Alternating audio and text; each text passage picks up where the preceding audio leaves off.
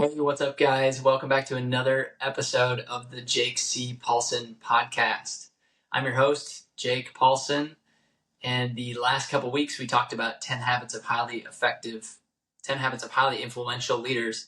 It's funny. The first quote that I was going to start off today with was Stephen Covey. So I had the 7 habits of highly effective people in my head. But last couple weeks we talked about the 10 habits of highly influential leaders. And those 10 habits, carrying those over, we're going to talk about today how to hold yourself accountable, really just simple tips on how to hold yourself accountable. So I would like to start off with a quote. I'm excited to start off with Stephen Covey quote. He says, "The key to growth is to learn to make promises and keep them." Again, he says the key to growth is to learn to make promises and keep them yourself. Because obviously, growth is not easy. If you want to grow yourself, it's not going to be easy. It's really challenging. So really, we're just going to talk about 4 simple ways to help hold yourself accountable so you can impact your business, the people you lead, and your community around you. So let's dive in.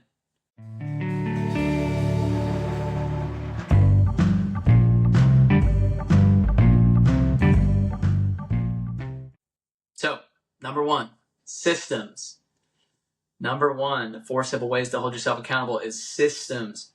James Clear says in his book, in Atomic Habits, we've referenced this before. Great book. If you haven't read it, Atomic Habits, awesome book if you want to start building good habits. It's sold millions of copies. It's a great book, easy to read. He says in his book, you do not rise to the level of your goals, you fall to the level of your systems. So really what he's talking about here is just because you have high goals doesn't mean that you're going to automatically hit them. You need systems in order to hit them, because you're going to fall to the level of whatever your systems are that are helping you hit your goals. And there's a couple different systems that you can use. For instance, I know a couple apps that you can use, just easily put right onto your phone to help hold yourself more accountable. One of them is called Habit Share. It's really simple. You go in the App Store, type in Habit Share. You can download it. It's got habits that you can build. So you just press Create New Habit. Let's say you want to start reading every day. Or let's say you just want to exercise 3 days a week or something like that. You just put that in there, say the days that you want to do it. And then you can also, there's a little button that says add people to your habits or share this with somebody else. Hence, it's called Habit Share. So you can actually plug in someone else's email that also has Habit Share. And if you share that habit with them and they have notifications on, every time you check into that habit, they will get a notification for you checking into the habit. Now, on the other side of that, every time they check into a habit, you will get a notification. So automatically, it's helping you stay more accountable to what you said you're going to do because it's in your Habit Share. But it's also helping them stay accountable because every time you check in, they see it. And it reminds, like I've done this app for a while and I do it with some of the people that I work with. And it reminds you that, oh, shoot, I got to check into my habits, or, oh, shoot, I got to do, or it just makes you feel bad about not doing it, which is not always the best thing. But hey, you got to start somewhere. You got to take action on the things that you feel, right? So that's one app that you can use. Another one, Apple Reminders. That's an easy one. Google Calendar. I use Google Calendar every day. Pretty much just sets my schedule. If you don't know what Google Calendar is, it's a really unique app. It's like those planners that we all used to get in school, but in a digital form, and it sends you reminders 30 minutes before, or you can set it up to where it's an hour before what you have in your schedule. So I'll set up something that is a month, 2, 3 months out in my schedule, and by the time I look at it on Sunday, I know what day it is of the week. And then 30 minutes before it actually happens, it sends me a reminder. Or you can do it a day before. So a day before, it sends me reminders of all the things you have for the next day. Another great way to hold you accountable. There's also some type of psychological thing about putting something into your schedule and not doing it. There's some psychological thing that goes on that at least it is for me, where I put something in my schedule and I feel like I have to do it now because it's in my schedule. It's like something that I predetermined in the past. So another easy way to hold yourself accountable. There's another app called Habit Tracker, another one called Accountability Mobile. Go through, I encourage you guys to go through your app store if you really want to get serious about actually making an app or getting an app for your phone. Go through, there's a bunch of them. Watch some YouTube videos on it and see how it can actually help you form better habits and hold yourself more accountable. But like I said, my biggest one that I use is Google Calendar. I think it's great. It's an easy tool to use. You can connect it to your phone, your computer, your Apple Watch, whatever connects to a Gmail account, it'll send you notifications on that. So I got it on my iPad, I got it everywhere.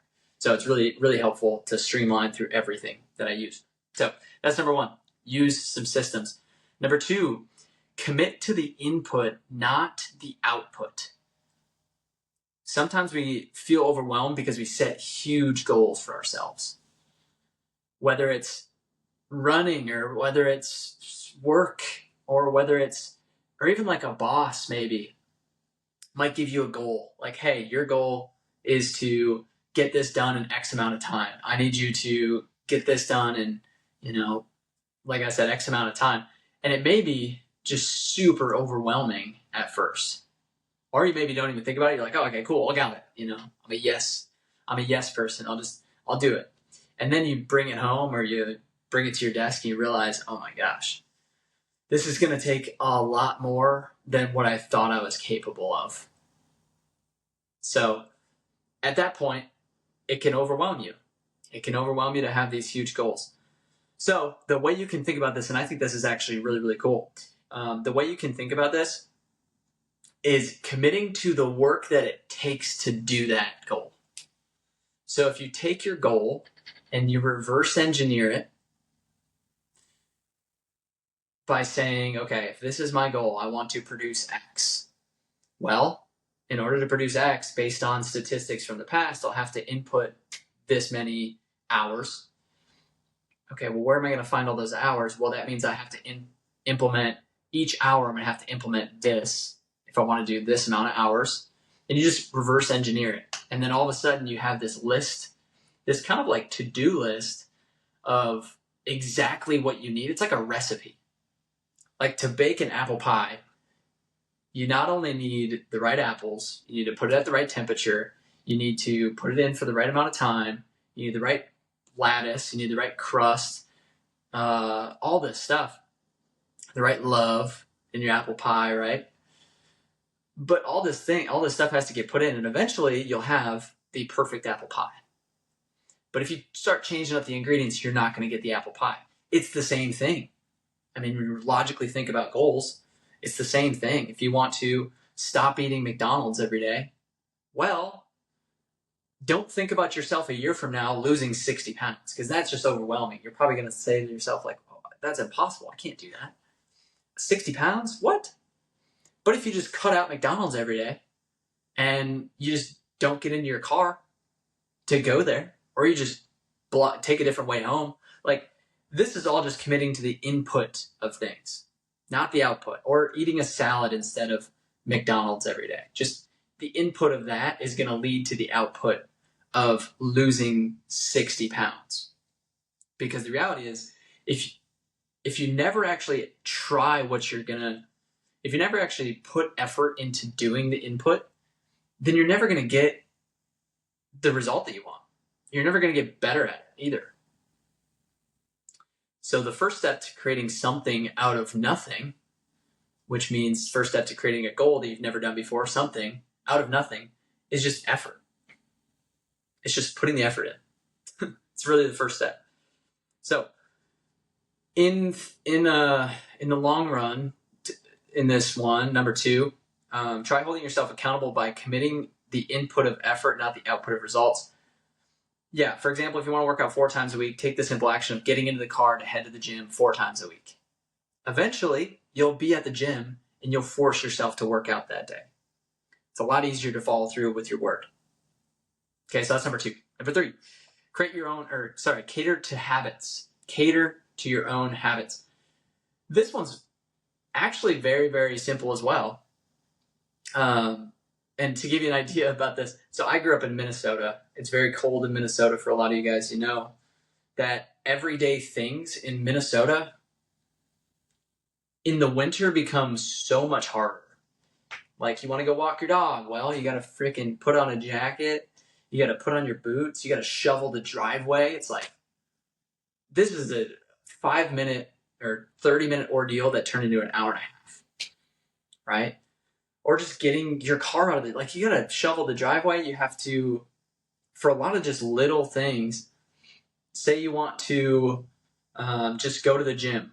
Okay, for me, for example, every time I wanted to go to the gym in the wintertime, I went to school an hour and a half away from Canada, so I can think back to my college years in Bemidji, Minnesota.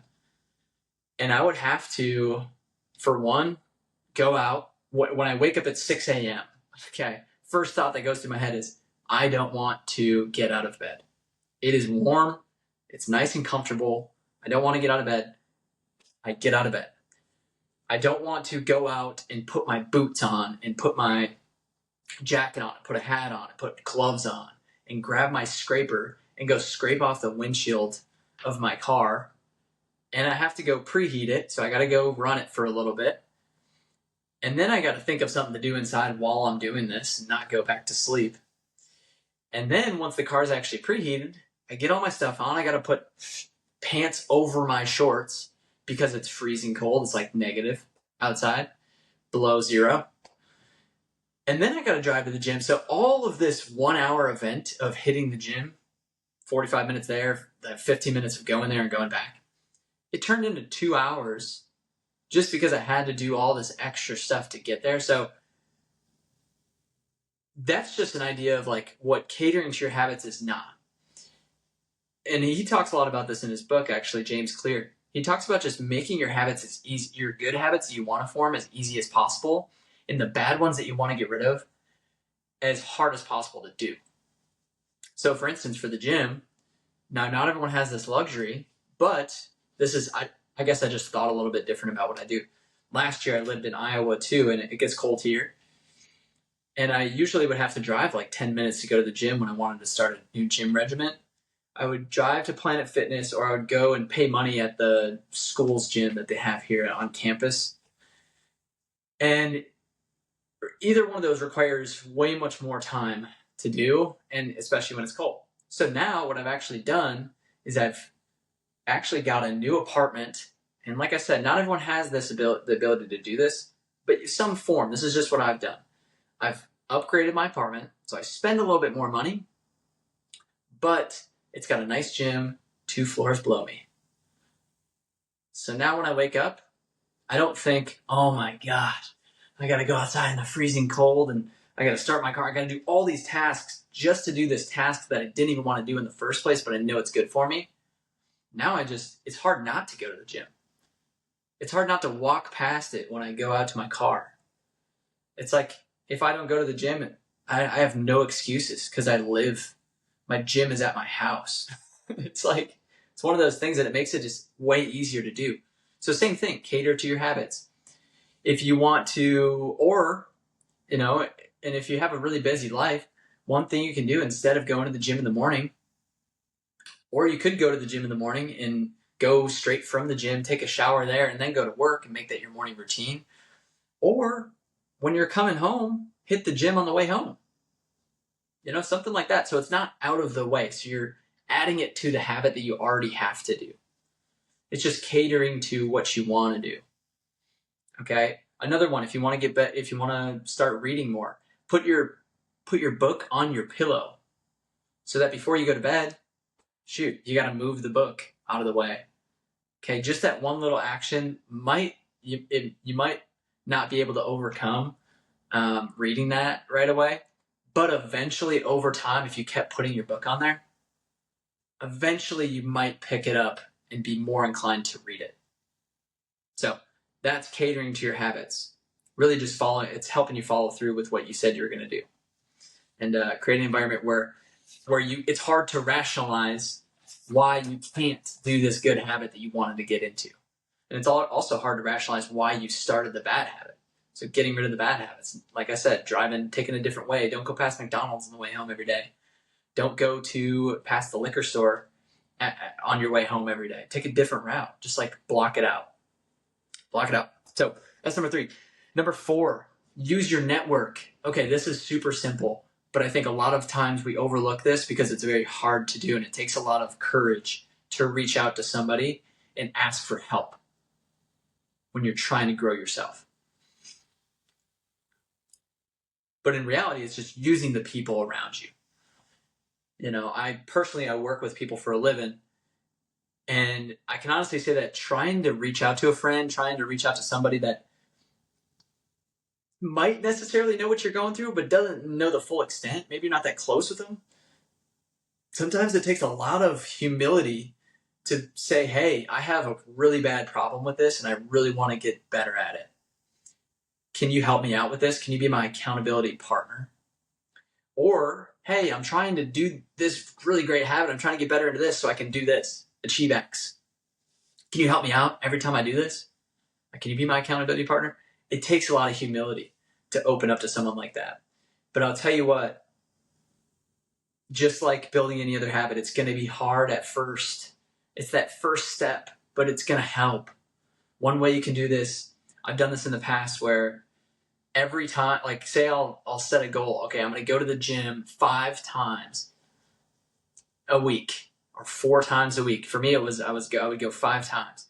And I would text my friend. I'd say, hey, I have to Venmo you personally $100 if I miss the gym for 5 times a week. If I go 4 times a week, I got to Venmo you $100. Or if I miss the gym this day that I said I was going to go, I have to Venmo you $4 or $100. Makes going to the gym a little bit easier when you know that your buddy is profiting off of you not going. So that's one way you can do that. And then when it's going through, you can apply that to anything, whether it's I have to pay you $100 or I have to buy you something. Or for me, a lot of the times what works well for me is the monetary thing, because I can always say, well, I have to Venmo him. Or one thing that me and my sister do is we publicly announce what we're trying to go for. I guess not publicly announce, but it's more of a, hey, on your story, on your social media story, you have to post every day that you worked out. And if you don't post, eventually I know that she didn't post and she knows that I didn't post. And so does, I bet nobody's really paying attention to this, but in our minds, people are. So just trick yourself into thinking that, oh, everybody's, counting on me to go to the gym today because they want to see that post, which I'm sure 99% of people don't care, maybe 100%. But in my mind and in her mind, people are actually counting on seeing that same post of hit the workout day 20 and then 21 and then 22 day after day after day. Eventually, when you don't post it, people are looking for it, right? That's how I think about it. And I think that's how she thinks about it too. So that's another way to hold yourself accountable that's not monetary wise. So I hope this was helpful. Just to recap, use systems as number 1. Honestly, use your systems around you. There's so many things that you can use. Number 2, commit to the input of the work, not the output of the goal. Number 3, cater to your habits. Make them easier to do. Make the harder habits that you don't want to do anymore, make those harder to do. And then number 4, use your network of people around you. Use the people around you. Hold each other accountable. Have accountability buddies. So I really hope this is helpful. Really, like I said before, the whole idea behind this podcast is just add value to the people who are striving to be better, whether it's in their business, their leadership, or their community. So I really appreciate you guys. Comment below. I'd love to hear how some other ways you guys are holding yourselves accountable and some other tips, because I know it's helpful. And please, please, please, feedback is encouraged. I really want to get better at this so that whoever's listening and whoever's getting the most out of this can get the most out of it. So please give me some feedback. I really want to do a good job with this. And I know right now I may not be the best at it, but I'm getting better every single episode. So I take a lot of pride in this. If you could give me some feedback, I'm pretty humble. I can take whatever criticism and whether it's good or bad. Okay? So now, just a little tidbit. In order to build a successful business, family, community, or even successful habits, you deal with hard things, right? We've talked about this. Hard things that are just out of your control. So, next week, we're going to be discussing the art of letting go of the outcome. So, let's get after it. I will see y'all on the next. Peace.